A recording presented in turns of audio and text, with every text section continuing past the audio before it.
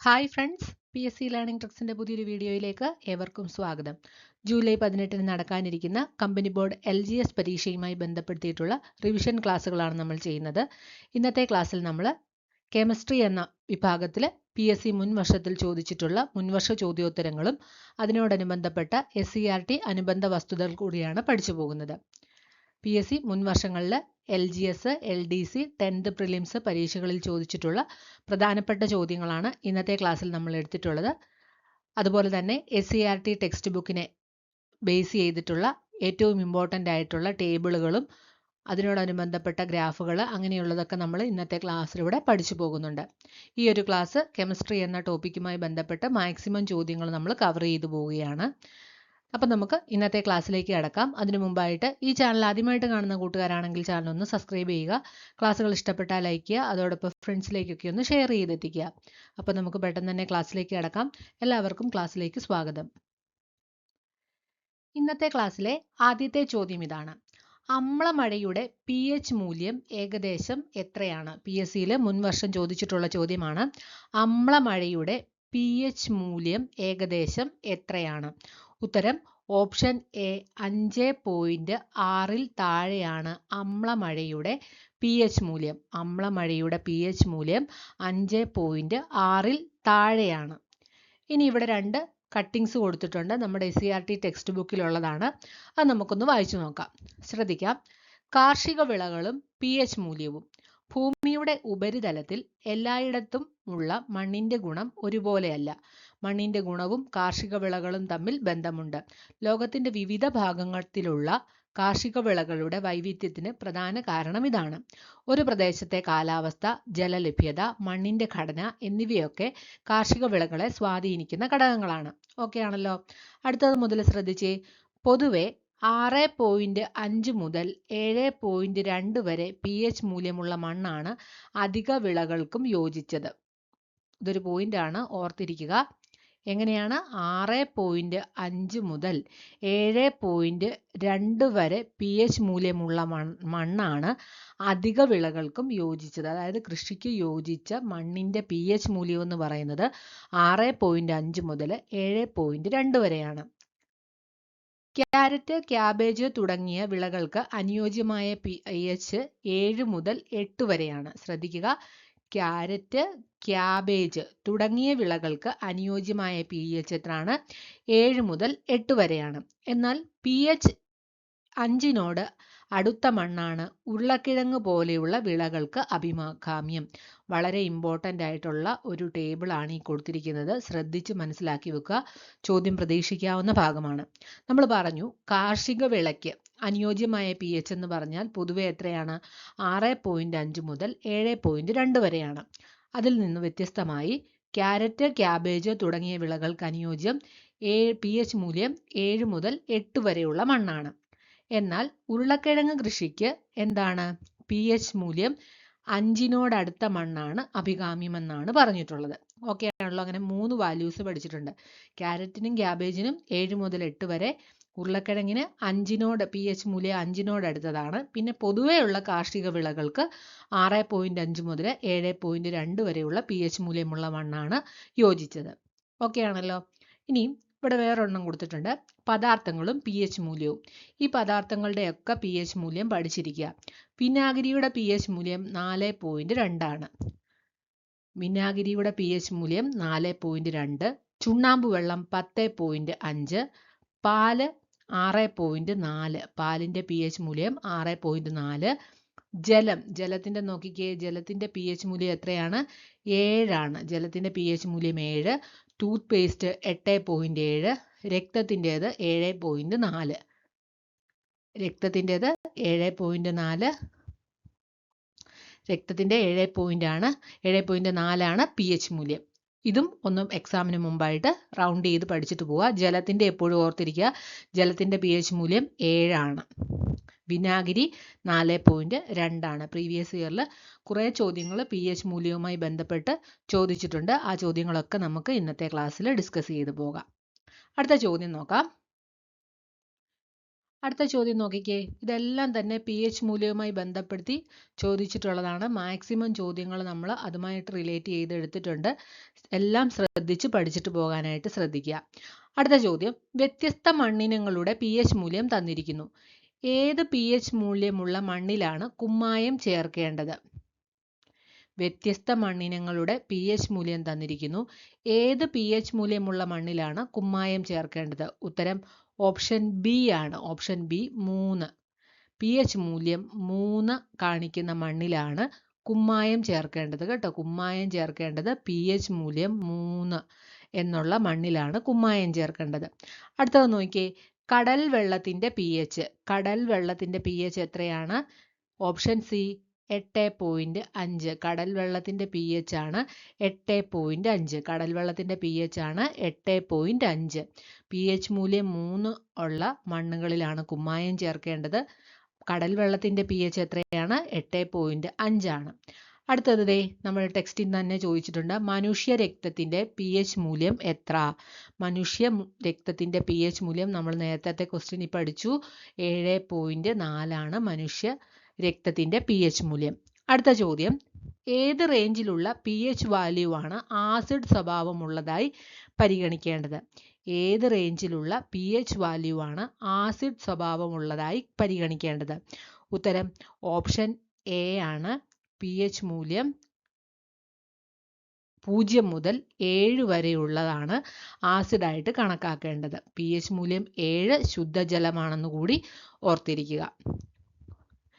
pH 0 മുതൽ 7 വരെയുള്ള values ആണ് ആസിഡിന്റെ സ്വഭാവമുള്ളതായിട്ട് പരിഗണിക്കേണ്ടത്.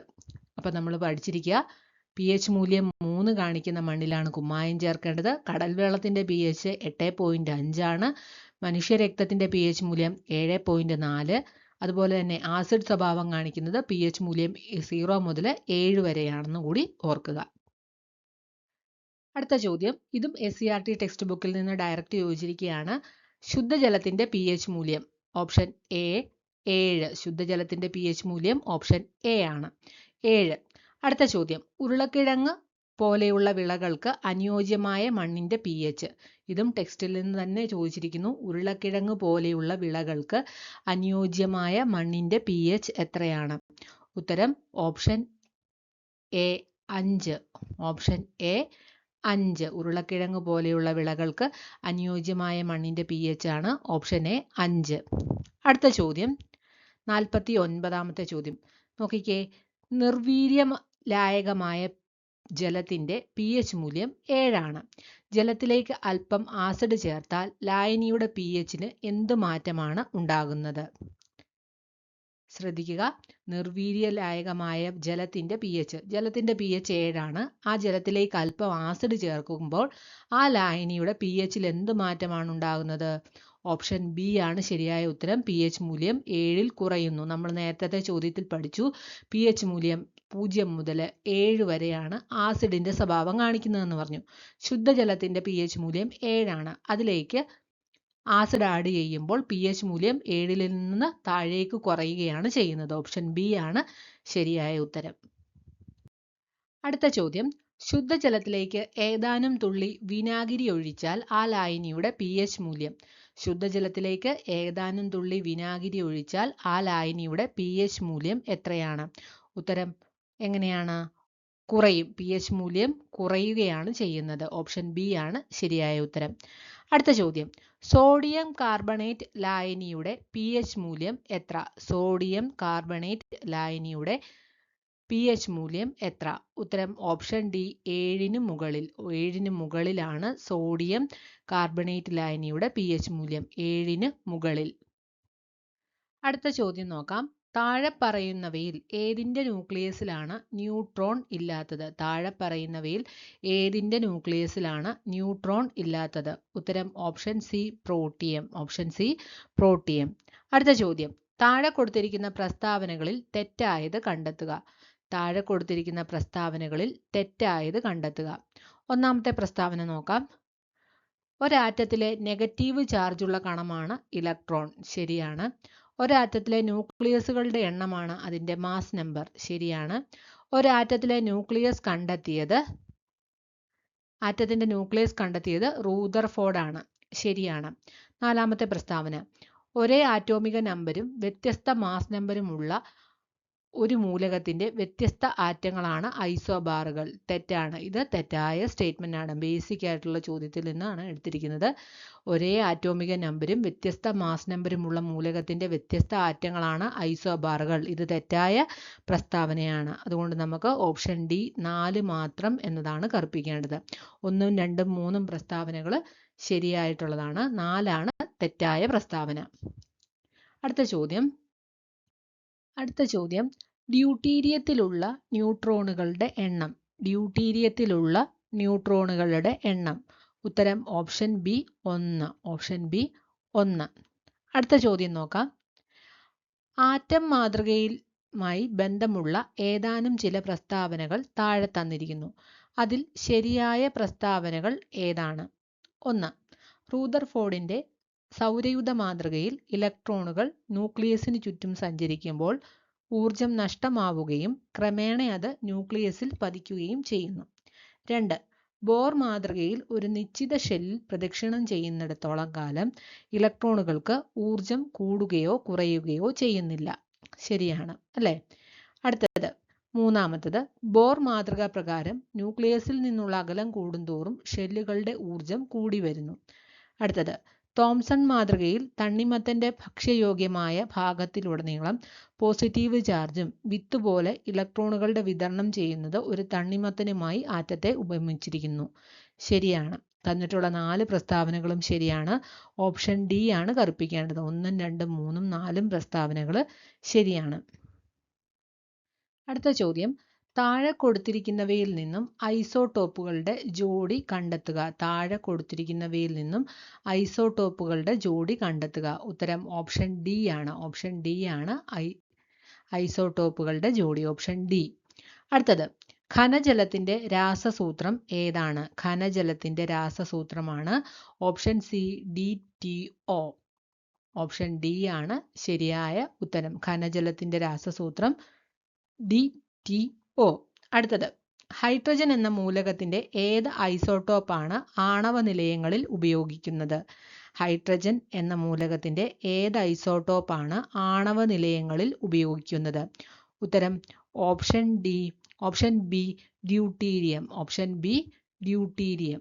ഡ്യൂട്ടീരിയമാണ് ആണവ നിലയങ്ങളിൽ ഉപയോഗിക്കുന്ന ഹൈഡ്രജന്റെ ഐസോടോപ്പ്. ഡ്യൂട്ടീരിയം.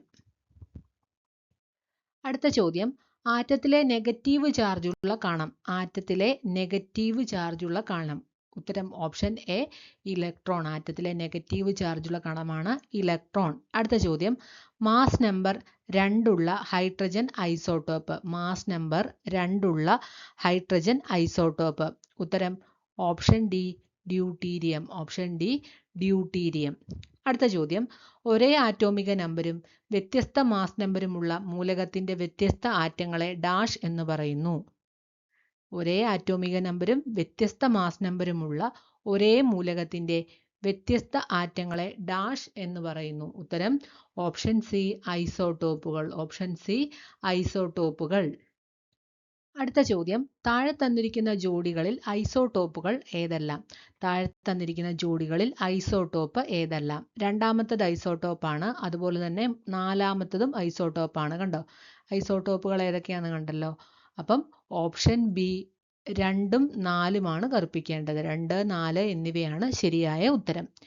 അടുത്ത ചോദ്യം. സ്ലോക്കഡ് ലൈമിന്റെ രാസനാമം എന്താണ്? സ്ലോക്കഡ് ലൈമിന്റെ രാസനാമം എന്താണ്? ഉത്തരം option B calcium hydroxide. Calcium hydroxide ആണ് സ്ലോക്കഡ് ലൈമിന്റെ രാസനാമം.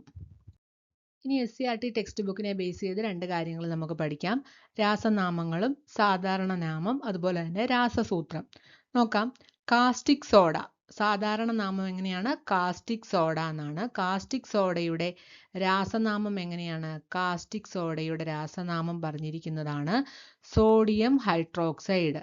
NaOH ആണ് രാസസൂത്രം. കാസ്റ്റിക് സോഡ എന്താണ്? Sodium hydroxide. Milk of lime എന്താണ്? കാൽസ്യം ഹൈഡ്രോക്സൈഡ് ആണ്. CaOH2 ആണ് രാസസൂത്രം. ഇനി കാസ്റ്റിക് പൊട്ടാഷ് എന്താണ്? പൊട്ടാസ്യം ഹൈഡ്രോക്സൈഡ് ആണ്. പൊട്ടാസ്യം ഹൈഡ്രോക്സൈഡ് പഠിച്ചിരിക്കുക, ചിലപ്പോൾ ചോദിക്കാനായിട്ട് സാധ്യതയുണ്ട് കേട്ടോ. ഇനി ബേസും അതിൻ്റെ ഉപയോഗങ്ങളുമാണ്. കാൽസ്യം ഹൈഡ്രോക്സൈഡ് എന്തിനാണ് ഉപയോഗിക്കുന്നത്? കാൽസ്യം ഹൈഡ്രോക്സൈഡ് എന്ന് പറഞ്ഞാൽ എന്തായിരുന്നു? മിൽക്ക് ഓഫ് ലൈം എന്നാണ് സാധാരണ നാമം. അപ്പോൾ കാൽസ്യം ഹൈഡ്രോക്സൈഡ് എന്തിനാണ് ഉപയോഗിക്കുന്നത്? ഗ്ലാസ് നിർമ്മാണം, മണ്ണിൻ്റെ അസിഡിറ്റി കുറയ്ക്കാൻ എന്നിവയ്ക്കാണ് കാൽസ്യം ഹൈഡ്രോക്സൈഡ് ഉപയോഗിക്കുന്നത്. സോഡിയം ഹൈഡ്രോക്സൈഡ് എന്തിനാണ് ഉപയോഗിക്കുന്നത്? സോപ്പ്, പേപ്പർ, റയോൺ എന്നിവ ഉണ്ടാക്കാനാണ് സോഡിയം ഹൈഡ്രോക്സൈഡ് ഉപയോഗിക്കുന്നത്. പൊട്ടാസ്യം ഹൈഡ്രോക്സൈഡ് സോഫ്റ്റ് ആയിട്ടുള്ള സോപ്പ് ഉണ്ടാക്കാനായിട്ടാണ് പൊട്ടാസ്യം ഹൈഡ്രോക്സൈഡ് ഉപയോഗിക്കുന്നത്. ഇനി അലുമിനിയം ഹൈഡ്രോക്സൈഡും മഗ്നീഷ്യം ഹൈഡ്രോക്സൈഡും ഉപയോഗിക്കുന്നത് മരുന്നുകളിലാണ്. അലുമിനിയം, മഗ്നീഷ്യം ഹൈഡ്രോക്സൈഡുകൾ ഉപയോഗിക്കുന്നത് എന്തിനാണ്? മരുന്നുകളിലാണെന്ന് ഓർത്തിരിക്കുക, മരുന്നുകളിലാണ്. കാൽസ്യം ഹൈഡ്രോക്സൈഡ് ഉപയോഗിക്കുന്നത് ഗ്ലാസ് നിർമ്മാണത്തിനും മണ്ണിൻ്റെ അസിഡിറ്റി കുറയ്ക്കാനും. സോഡിയം ഹൈഡ്രോക്സൈഡ് ഉണ്ടാക്കുന്നത് എന്തിനാണ്? സോപ്പ്, പേപ്പർ, റയോൺ എന്നിവ ഉണ്ടാക്കാൻ വേണ്ടി. പൊട്ടാസ്യം ഹൈഡ്രോക്സൈഡ് സോഫ്റ്റ് ആയിട്ടുള്ള സോപ്പ് ഉണ്ടാക്കാനായിട്ടാണ് ഉപയോഗിക്കുന്നത്. ഇനി അലുമിനിയം ഹൈഡ്രോക്സൈഡും മഗ്നീഷ്യം ഹൈഡ്രോക്സൈഡും ഉപയോഗിക്കുന്നത് മരുന്നുകളിലുമാണ്. അടുത്ത ചോദ്യം, ബാത്തിങ് സോപ്പ് നിർമ്മാണത്തിന് ഉപയോഗിക്കുന്ന പൊട്ടാസ്യം സംയുക്തം. ബാത്തിങ് സോപ്പ് നിർമ്മാണത്തിന് ഉപയോഗിക്കുന്ന പൊട്ടാസ്യം സംയുക്തം ഏതാണ്? ഉത്തരം ഓപ്ഷൻ സി ആണ്, പൊട്ടാസ്യം ഹൈഡ്രോക്സൈഡ്. Potassium hydroxide. കണ്ടോ, നമ്മുടെ SCERT ബേസ് ചെയ്തിട്ടുള്ള ചോദ്യമാണ്. അടുത്ത ചോദ്യം, ചില ആസിഡുകളുടെ ഉപയോഗങ്ങൾ താഴെ നൽകിയിരിക്കുന്നു. ഇവയിൽ തെറ്റായ ജോഡി ചേർത്തെഴുതുക. തെറ്റായ ജോഡി ചേർത്തിരിക്കുന്നത് കണ്ടെത്തുക. ചില ആസിഡുകളുടെ ഉപയോഗം താഴെ കൊടുത്തിട്ടുണ്ട്. അതിൽ തെറ്റായ ജോഡി കണ്ടെത്താനാണ് പറഞ്ഞിരിക്കുന്നത്. Sulphuric acid storage battery, tannic acid മഷി തുകൽ ഇവയുടെ നിർമ്മാണം, അസറ്റിക് ആസിഡ് രാസവളങ്ങളുടെ നിർമ്മാണം. തെറ്റാണ്. അതുപോലെ തന്നെ സിട്രിക് ആസിഡ് ഭക്ഷ്യവസ്തുക്കൾ കേടുകൂടാതെ സൂക്ഷിക്കാൻ ഉപയോഗിക്കുന്നു. ഓപ്ഷൻ സി ആണ് തെറ്റായ ജോഡി കേട്ടോ. ഓപ്ഷൻ സി ആണ് കറുപ്പിക്കേണ്ടത്. അടുത്ത ചോദ്യം, അമ്ലമഴയ്ക്ക് കാരണമായ വാതകം. അമ്ലമഴയ്ക്ക് കാരണമായ വാതകം. Option A sulphur dioxide. Sulphur dioxide ആണ് അമ്ലമഴയ്ക്ക് കാരണമായ വാതകം. അടുത്ത ചോദ്യം, വാഹനങ്ങളിലെ ബാറ്ററികളിൽ ഉപയോഗിക്കുന്ന ആസിഡ് ഏതാണ്? വാഹനങ്ങളിലെ ബാറ്ററികളിൽ ഉപയോഗിക്കുന്ന ആസിഡ് ഏതാണ്? ഉത്തരം option C sulphuric acid. Option C sulphuric acid. അടുത്ത ചോദ്യം, ആവർത്തന പട്ടികയുടെ പിതാവ് മെൻഡലീഫ് ആണ്. ആധുനിക ആവർത്തന പട്ടികയുടെ പിതാവ് മോസ്ലി ആണ്. ഈ ആവർത്തന പട്ടികയുടെ അടിസ്ഥാനം എന്താണ്? ഓപ്ഷൻ എ ആണ് ശരിയായ ഉത്തരം. എന്താണ്? മെൻഡലീഫ് ആറ്റോമിക മാസിനെ അടിസ്ഥാനമാക്കിയും മോസ്ലി ആറ്റോമിക നമ്പറിനെ അടിസ്ഥാനമാക്കിയുമാണ് പീരിയോഡിക് ടേബിളിൽ തയ്യാറാക്കിയിട്ടുള്ളത്. അടുത്തത് നോക്കാം. മൂലകങ്ങളുടെ വർഗീകരണവുമായി ബന്ധപ്പെടുത്ത് താഴെ നൽകിയിരിക്കുന്ന പട്ടിക പരിശോധിച്ച് ശരിയായ ജോഡി ചേർത്തിരിക്കുന്നത് തിരഞ്ഞെടുത്ത് എഴുതുക. നമ്മൾ പഠിച്ചിട്ടുള്ളതാണ്. പ്രീവിയസ് ഇയർ ക്വസ്റ്റ്യൻ പേപ്പർ ചെയ്തപ്പോൾ ഈ ഉത്തരം നമ്മൾ പഠിച്ചു പോയതാണ്. എങ്ങനെയാണ്? തൃഗങ്ങൾ ആരാണ് കണ്ടെത്തിയത്? തൃഗങ്ങൾ കണ്ടെത്തിയത് ഡൊബൈനർ ആണ്. തൃഗങ്ങൾ കണ്ടെത്തിയത് ഡൊബൈനർ ആണ്. അതുപോലെ തന്നെ അഷ്ടക നിയമം ആരായിരുന്നു? ന്യൂസിലാൻഡ് ആണ് അഷ്ടക നിയമങ്ങൾ. ആറ്റോമിക ഭാരം അടിസ്ഥാനമാക്കിയുള്ള പീരിയോഡിക് ടേബിൾ ആരുടേതാണ്? ആറ്റോമിക ഭാരത്തെ അടിസ്ഥാനമാക്കിയിട്ടുള്ള പീരിയോഡിക് ടേബിൾ മെൻഡലീഫിൻ്റെതാണ്. അതുപോലെ തന്നെ ആറ്റോമിക നമ്പറിനെ അടിസ്ഥാനമാക്കിയിട്ടുള്ള പീരിയോഡിക് ടേബിൾ മോസ്ലിയുടേതാണ്. ആറ്റോമിക് നമ്പറിനെ അടിസ്ഥാനമാക്കി മോസ്ലിയും ആറ്റോമിക് ഭാരത്തെ അടിസ്ഥാനമാക്കി പീരിയോഡിക് ടേബിൾ തയ്യാറാക്കിയിട്ടുള്ളത് മെൻഡലീഫുമാണ്. അപ്പം നമുക്ക് ഓപ്ഷൻ സി ആണ് ശരിയായ ഉത്തരം. ഓപ്ഷൻ സി ആണ് കറുപ്പിക്കേണ്ടത്. Option C. അടുത്ത ചോദ്യം നോക്കാം. തന്നിരിക്കുന്നവയിൽ നിന്ന് ഐസോടോപ്പുമായി ബന്ധപ്പെട്ട ശരിയായ പ്രസ്താവന കണ്ടെത്തുക. തന്നിരിക്കുന്നവയിൽ നിന്ന് ഐസോടോപ്പുകളുമായി ബന്ധപ്പെട്ട ശരിയായ പ്രസ്താവന. ആദ്യത്തെ പ്രസ്താവന നോക്കാം. ഒരേ മാസ് നമ്പരും വ്യത്യസ്ത ആറ്റോമിക നമ്പരും ഉള്ളതാണ് ഐസോടോപ്പുകൾ. തെറ്റാണ്. 2 നോക്കാം. വ്യത്യസ്ത മാസ് നമ്പരും ഒരേ ആറ്റോമിക നമ്പരും ഉള്ള ഒരു മൂലകത്തിന്റെ വ്യത്യസ്ത ആറ്റങ്ങളാണ് ഐസോടോപ്പുകൾ. ശരിയായ പ്രസ്താവന ഇതാണ്. ഐസോടോപ്പുമായി ബന്ധപ്പെട്ട ശരിയായ പ്രസ്താവന ഓപ്ഷൻ ബി ആണ്. വ്യത്യസ്ത മാസ് നമ്പരും ഒരേ ആറ്റോമിക നമ്പരുമുള്ള മൂലകത്തിന്റെ വ്യത്യസ്ത ആറ്റങ്ങളെയാണ് ഐസോടോപ്പുകൾ എന്ന് പറയുന്നത്. അടുത്ത ചോദ്യം, റബ്ബറിന്റെ മോണോമർ ഏതാണ്? റബ്ബറിന്റെ മോണോമർ ഏതാണ്? റബ്ബറിന്റെ മോണോമറാണ് ഐസോപ്രീൻ. Option B isoprene. അടുത്ത ചോദ്യം, തെർമോപ്ലാസ്റ്റിക്കിന് ഉദാഹരണം. തെർമോപ്ലാസ്റ്റിക്കിന്റെ ഉദാഹരണമാണ് option D PVC. Option D PVC ആണ് തെർമോപ്ലാസ്റ്റിക്കിന് ഉദാഹരണം. അടുത്ത ചോദ്യം, റബ്ബറിന്റെ മോണോമർ ഐസോപ്രീൻ ആണ് നമ്മൾ പഠിച്ചു. അടുത്തത് നോക്കാം. താഴെ പറയുന്നവയിൽ കത്തുന്ന വാതകം ഏതാണ്? താഴെ പറയുന്നവയിൽ കത്തുന്ന വാതകം ഓപ്ഷൻ ബി ഹൈഡ്രജൻ ആണ്. ഭാവിയുടെ ഇന്ധനം എന്നൊക്കെ അറിയപ്പെടുന്ന ഹൈഡ്രജൻ ആണ് കത്തുന്ന വാതകം. താഴെ പറയുന്നതിൽ കത്തുന്ന വാതകം ഏതാണ്? ഹൈഡ്രജൻ ആണ്. അടുത്ത ചോദ്യം, താഴെ തന്നിരിക്കുന്ന പ്രസ്താവനകൾ ഏത് ശാസ്ത്രജ്ഞനുമായി ബന്ധപ്പെട്ടിരിക്കുന്നു? താഴെ പറയുന്ന പ്രസ്താവനകൾ ഏത് ശാസ്ത്രജ്ഞനുമായി ബന്ധപ്പെട്ടിരിക്കുന്നു? ഒന്ന് നോക്കിക്കേ. ഗോൾഡ് ഫോയിൽ പരീക്ഷണം നടത്തി. SCERTയിൽ നിന്നുള്ളതാണ് ഇത്.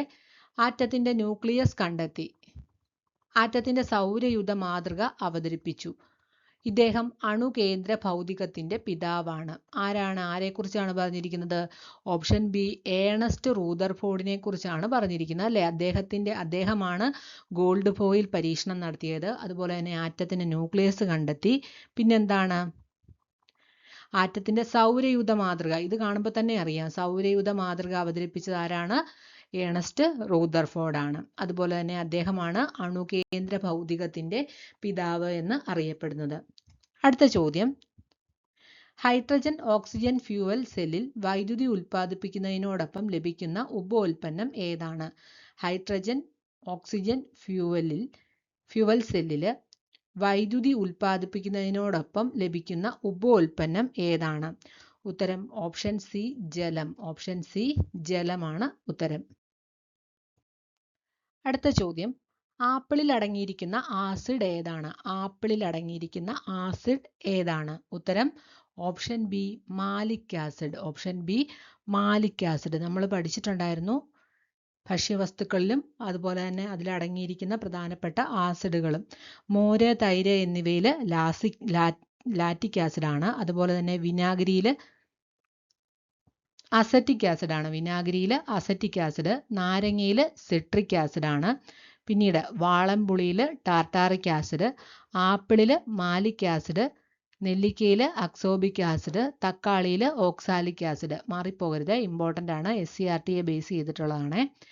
നെല്ലിക്കയിൽ ഏതാണെന്ന് നോട്ട് ചെയ്ത് വെക്കുക. കാരണം നെല്ലിക്കയിലെ ആസിഡിൻ്റെത് പ്രത്യേക ഒരു ഗ്രാഫ് പോലെ ഒരു ടേബിളിൽ തന്നിട്ടുണ്ട്. നെല്ലിക്കയിൽ വൈറ്റമിൻ സി അടങ്ങിയിട്ടുണ്ട്. നമ്മൾ ബയോളജിയിൽ പഠിച്ചായിരുന്നു ഈ ഭാഗം.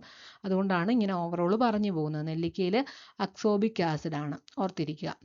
അടുത്ത ചോദ്യം, ക്ലോറോഫിനിക്കോൾ എന്ന ഔഷധം താഴെ കൊടുത്തിരിക്കുന്ന ഏത് വിഭാഗത്തിൽ പെടുന്നു? ക്ലോറോഫിനിക്കോൾ എന്ന ഔഷധം താഴെ കൊടുത്തിരിക്കുന്ന ഏത് വിഭാഗത്തിൽ ഉൾപ്പെടുന്നു?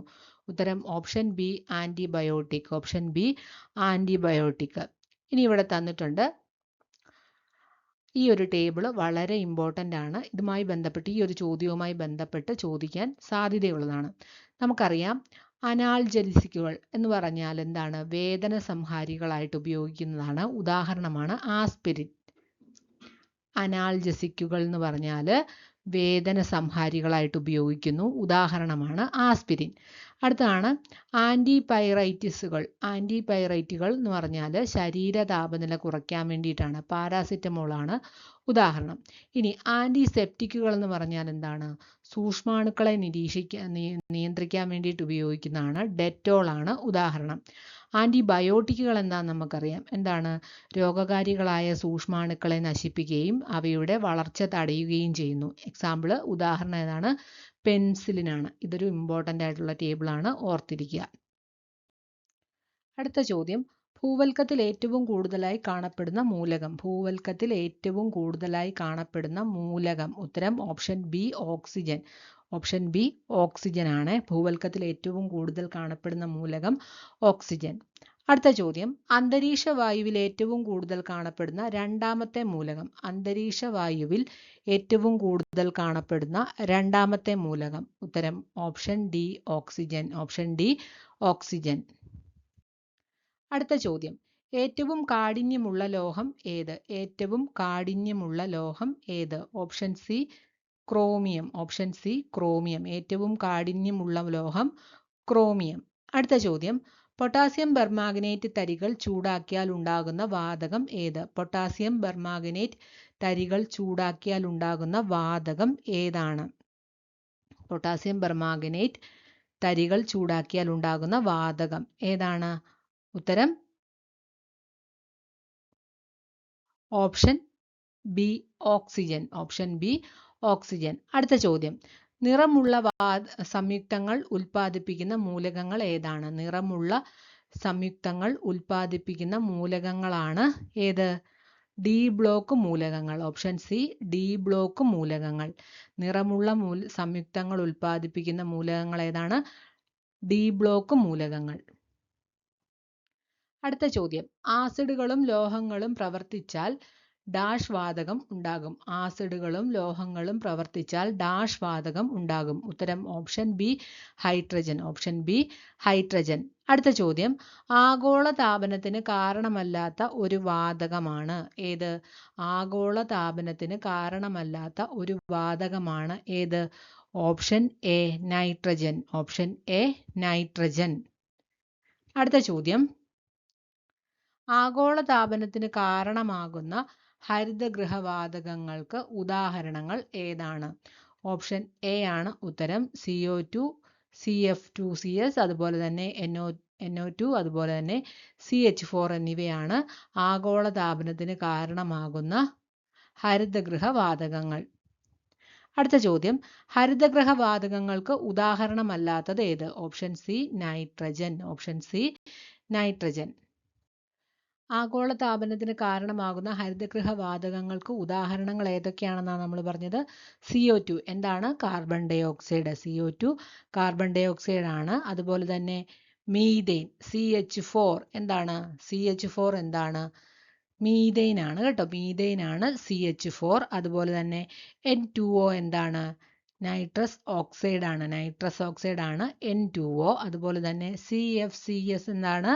ക്ലോറോ ഫ്ലൂറോ കാർബണുകളാണ്. അപ്പം കാർബൺ ഡൈ ഓക്സൈഡും ക്ലോറോ ഫ്ലൂറോ കാർബണുകളും നൈട്രസ് ഓക്സൈഡും മീഥെയ്നുമാണ് ആഗോളതാപനത്തിന് കാരണമാകുന്ന ആഗോളതാപനത്തിന് കാരണമാകുന്ന ഹരിതഗൃഹവാതകങ്ങൾ. ഓക്കെ ആണല്ലോ. അപ്പം നമ്മൾ ഇന്നത്തെ ക്ലാസ്സിൽ ഇത്രയും ചോദ്യങ്ങളാണ് പഠിക്കുന്നത്. SCERT ടെക്സ്റ്റ് ബുക്കിനെ ബേസ് ചെയ്ത് PSC മുൻ വർഷങ്ങളിൽ ചോദിച്ചിട്ടുള്ള ഏറ്റവും പ്രധാനപ്പെട്ട ചോദ്യങ്ങളാണ് ഇന്നത്തെ ക്ലാസ്സിൽ നമ്മൾ ഉൾപ്പെടുത്തിയിട്ടുള്ളത്. കെമിസ്ട്രിയിൽ നിന്നും ഇനിയും ചോദിക്കാൻ സാധ്യതയുള്ള ചോദ്യങ്ങളുമാണ് ഇന്നത്തെ ക്ലാസ്സിലുള്ളത്. അപ്പോൾ ക്ലാസ്സുകൾ ഇഷ്ടപ്പെട്ടാൽ ലൈക്ക് ചെയ്യാൻ മറക്കരുത്. നിങ്ങളുടെ അഭിപ്രായങ്ങളും നിർദ്ദേശങ്ങളും ഒക്കെ കമൻറ്റുകളായിട്ടിടാം. അടുത്ത ദിവസം നമുക്ക് മറ്റൊരു ക്ലാസ്സുമായി വീണ്ടും കാണാം. എല്ലാവർക്കും വിജയാശംസകൾ. താങ്ക്